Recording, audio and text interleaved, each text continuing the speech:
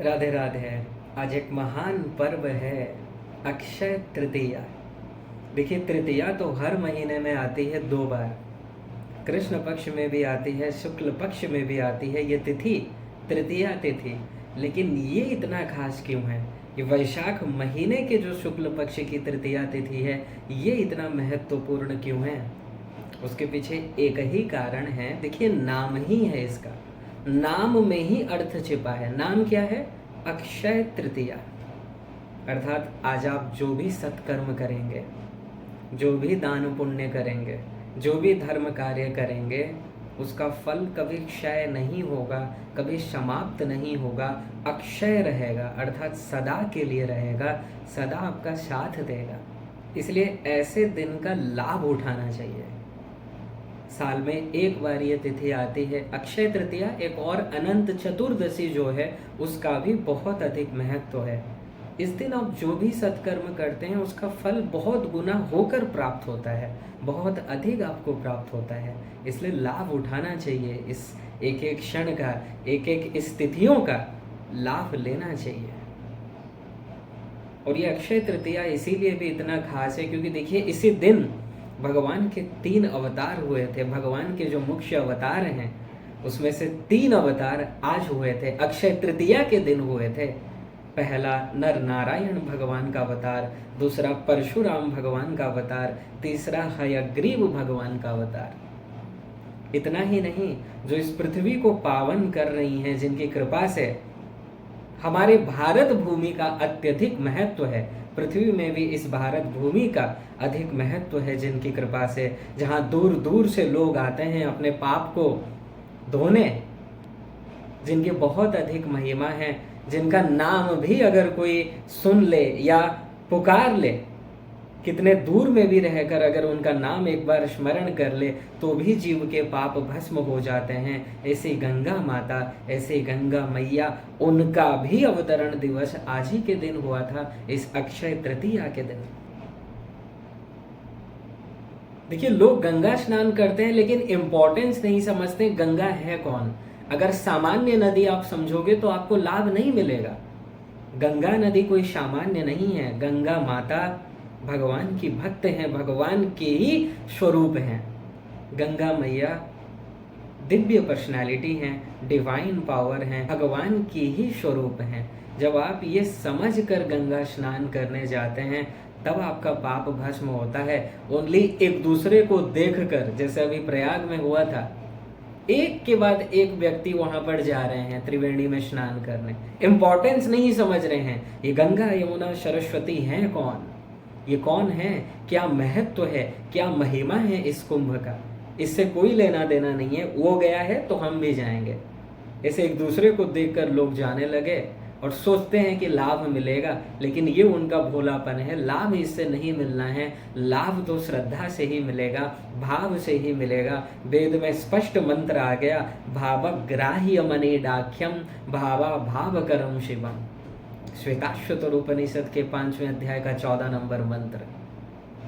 भगवान भाव को देखते हैं, निष्ठा को देखते हैं, यही इंपॉर्टेंट है। तो आज के दिन, अक्षय तृतीया के दिन ही गंगा मैया का भी अवतरण हुआ था। इतना ही नहीं, इसी पवित्र दिन में जो दिव्य सर्वश्रेष्ठ ग्रंथ है वेदव्यास जी महाराज की रचना, 1,00,000 श्लोक जिसमें हैं, जिसमें 18 पर्व हैं, महाभारत, जिसमें सभी प्रकार का धर्म नीति आदि का वर्णन किया गया है, जिसमें भरत वंश के श्रेष्ठ राजाओं का वर्णन किया गया है, उनके कर्म का, उनके आचरण का, उनके व्यवहार का वर्णन किया गया है, जिसमें नीति शास्त्र का वर्णन किया गया है। ऐसा दिव्य ग्रंथ। और महाभारत में भी एक भाग जो है उसमें गीता, जिसमें 700 श्लोक हैं, 18 अध्याय हैं, सुप्रीम पावर की वाणी है, भगवान श्री कृष्ण की अमृतमयी ज्ञान, अमृतमयी वाणी का झलक है। जो फिलॉसफी में सर्वश्रेष्ठ है, दर्शन शास्त्र में सर्वश्रेष्ठ है, उपनिषदों का सार है भगवत गीता। जिसमें भगवान की वाणी से निसृत ये दिव्य ज्ञान प्राप्त हुआ है। और इतनी कृपा है भगवान की कि जो ज्ञान पितामह भीष्म को प्राप्त नहीं हुआ, पितामह भीष्म उस रणभूमि में खड़े होकर कह रहे हैं कि वायु का एक कण भी, गोविंद जो अर्जुन को बता रहे हैं, उसका एक शब्द भी अगर मेरे श्रवण इंद्रिय तक कोई मुझे पहुंचा दे, कोई भी पहुंचा दे, तो मैं उसे अपने जीवन के सारे सुकृत का फल दे दूं। जो उनको सुनने को नहीं मिला वो गीता हम और आपको सुनने को मिल रहा है। लोग रट रट के इसको याद तो कर ले रहे हैं, लेकिन इसके इंपॉर्टेंस को नहीं समझ रहे हैं। रटना अलग बात है, 700 श्लोक कंठस्थ करना, सुना देना, ये अलग बात है, लेकिन गीता को समझना और अर्जुन बनना ये बहुत बिरले को प्राप्त होता है, बहुत बिरले, कई करोड़ों में एक जीव को प्राप्त होता होगा ये सौभाग्य।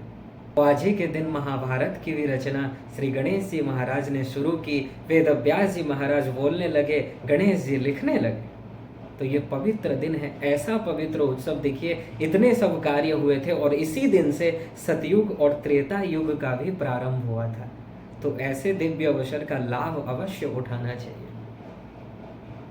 अक्षय तृतीया में जो भी आप सत्कर्म करेंगे, जो भी दान करेंगे, दान पुण्य का देखिए इतना महत्व क्यों है?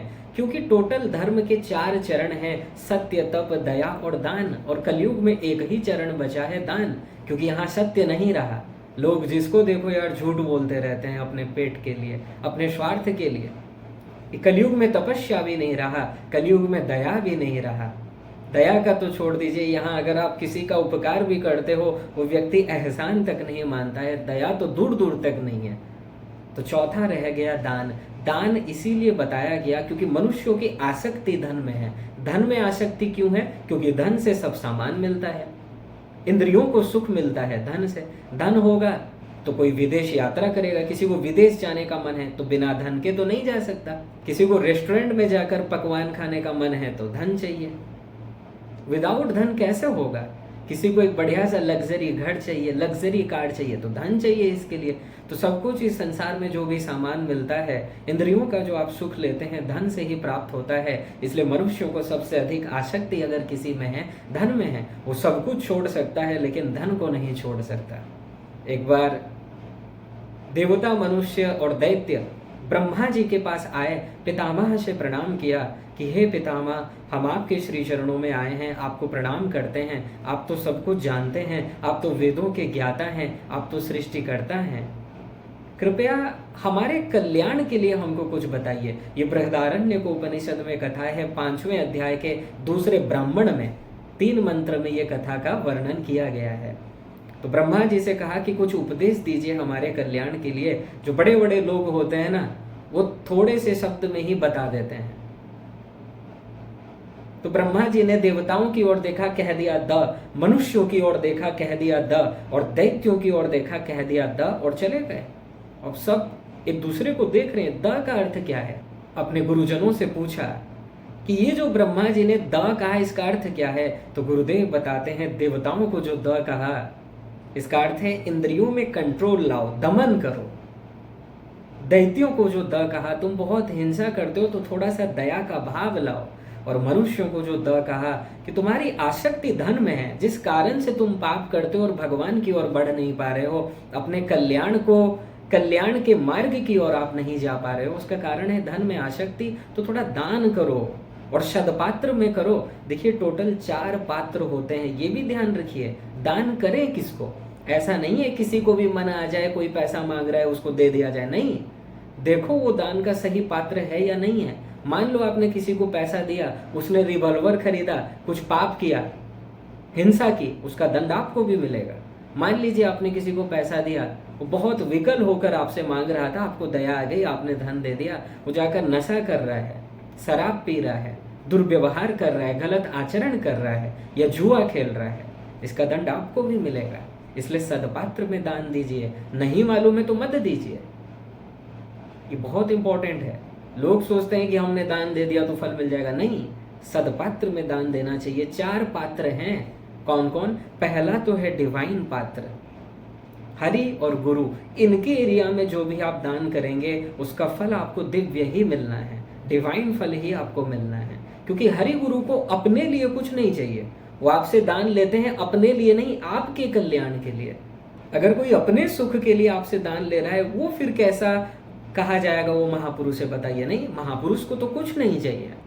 महापुरुष अपने लिए नहीं चाहता है धन। अगर वो अपने लिए धन चाह रहा है, फिर वो महापुरुष कैसा है? महापुरुष तो वो है जो कृतकृत्य हो चुका, उसको कुछ नहीं चाहिए, उसको जो चाहना था वो मिल गया, भगवान मिल चुके हैं, तो कोई कामना ही नहीं है। फिर वो आपसे धन लेकर क्या करेंगे? वो धन लेते हैं, दान आपसे करवाते हैं ताकि आपका कल्याण हो सके। ठीक है जी, इसलिए सही पात्र में दान दीजिए। हरि गुरु के निमित्त दान करोगे तो उसका फल दिव्य होगा, भगवत प्राप्ति हो जाएगा। उदाहरण हरिश्चंद्र, राजा हरिश्चंद्र की कथा आप सभी जानते हैं। अपने गुरुदेव विश्वामित्र मुनि के ऊपर अत्यंत दृढ़ विश्वास, प्रश्न नहीं लाया, कोई संशय अपने मन में नहीं लाया कि गुरुजी ये क्यों मांग रहे हैं। जो मांगा प्रदान कर दिया, सर्वस्व दे दिया, परिणाम स्वरूप भगवत प्राप्ति हो गई। तो हरि गुरु के निमित्त अगर आप दान करेंगे, उसका फल डिवाइन ही होना है। बाकी जो 3 पात्र हो गए, सत्व गुण, रजोगुण, तमोगुण। सत्व गुण में दान करोगे तो 2 दिन के लिए स्वर्ग मिल जाएगा, और जैसे ही पुण्य समाप्त होंगे वहां से फिर धक्का मार के वहां से निकाल दिया जाएगा। और हीन तरम्बा विशंति, मुंडकोपनिषद 1-2-10। तेतम भुक्त्वा स्वर्गलोकम विशालम क्षीणे पुण्य मर्त्यलोकम विशंति, गीता 9:21। जब तक पुण्य है तब तक रहो, फिर वहां से अपमानित करके धक्का देके वहां से निकाल देंगे, भाग जाओ यहां से। इसलिए स्वर्ग श्रेष्ठ नहीं है। सत्वगुणी को दान करोगे तो यही मिलना है, रजोगुणी को दान करोगे, रजोगुणी मनुष्यों को, तो इसी मृत्यु लोक में आपका फिर से जन्म होगा। और तमोगुणी को अगर दान करोगे, अर्थात जिसको आप दान दे रहे हो उसका वो गलत व्यवहार कर रहा है, तो पहले तो नर्क जाओ, नर्क में कष्ट भोगो, फिर इस संसार में आओ, और हीन योनियों में पशु पक्षी कीट पतंग कुकर शुकर आदि शरीर आपको प्राप्त होगा। इसलिए माया के एरिया में दान करने से कोई लाभ नहीं है। दान करना है हरि गुरु के एरिया में दान दीजिए। संसार में देखिए अच्छे एरिया में कीजिए दान, मना नहीं है, लेकिन इंपॉर्टेंट जिससे आपको डिवाइन रिजल्ट मिलेगा वो है हरि गुरु। हरि गुरु के निमित्त दान अवश्य करें। बाकी संसार में सत्व गुणी एरिया में आप कर सकते हैं। मान लीजिए कोई आश्रम के लिए आप कुछ दान दे रहे हैं, अनाथ आश्रम में बच्चों के लिए कुछ भोजन वगैरह का व्यवस्था करें, ठीक है, करना चाहिए, कोई दिक्कत नहीं है इसमें। लेकिन इंपॉर्टेंट तो है हरि गुरु के श्री चरणों में दान हो, क्योंकि देखिए संसार में आपको जिससे अधिक प्यार होता है आप उसके पीछे धन लुटा देते हैं।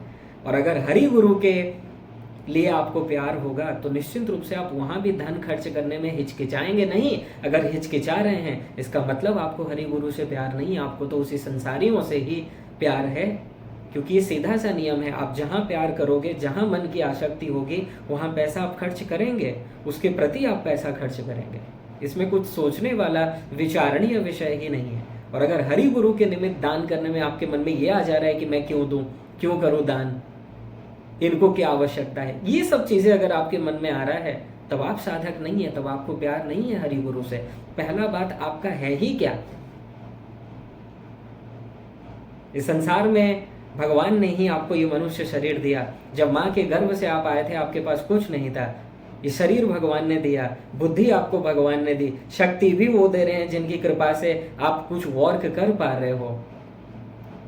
ये संसार भी भगवान का है, संसार में जितने सामान है वो भी भगवान के हैं, पृथ्वी जल तेज वायु आकाश सभी भगवान का है। फिर आप भगवान को दे ही क्या सकते हैं? वहाँ आपका है ही क्या?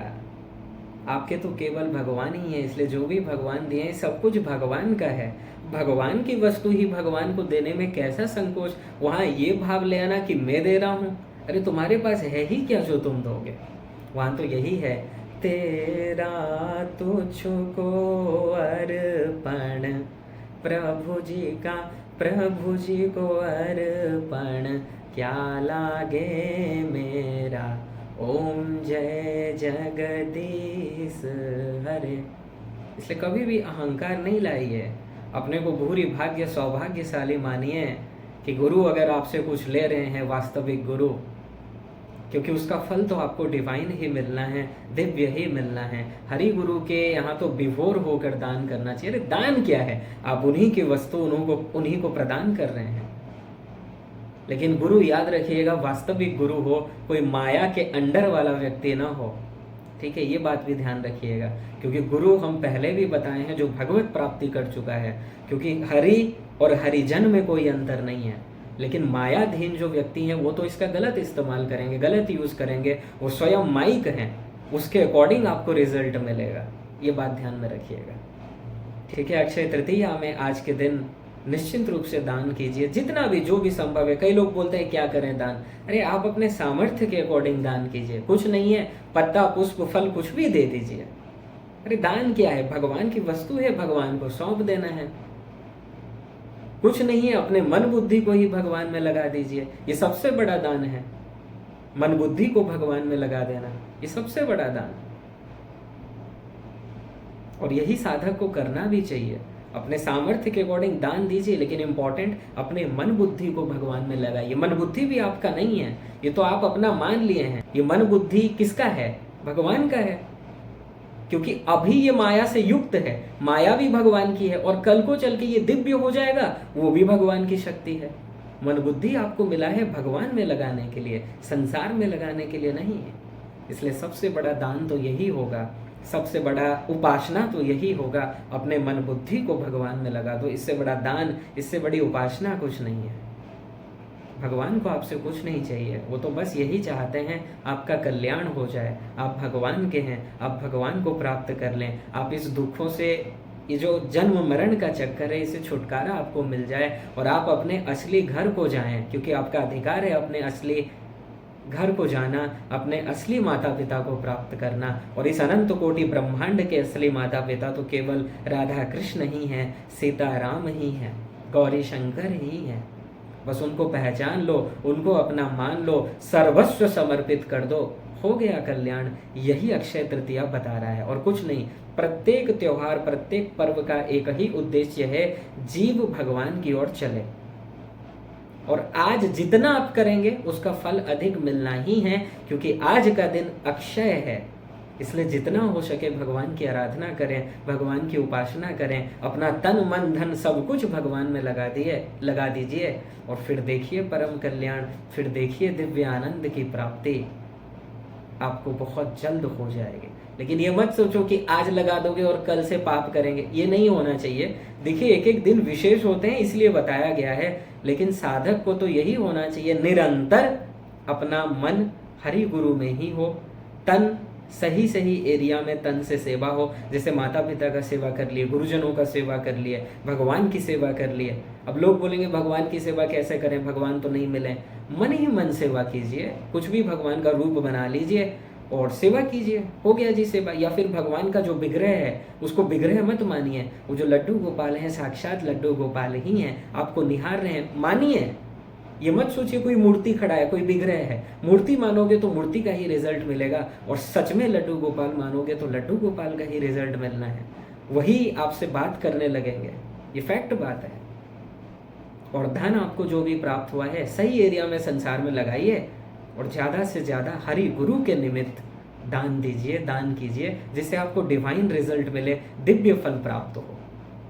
इतने बातों का ध्यान रख लीजिए, निश्चित रूप से आपका परम कल्याण होगा। और यही अक्षय तृतीया में आपको समझना चाहिए और इसी के अनुसार चलना चाहिए, जिससे आपका परम कल्याण हो सके, उस दिव्य आनंद की प्राप्ति हो सके। राधे राधे।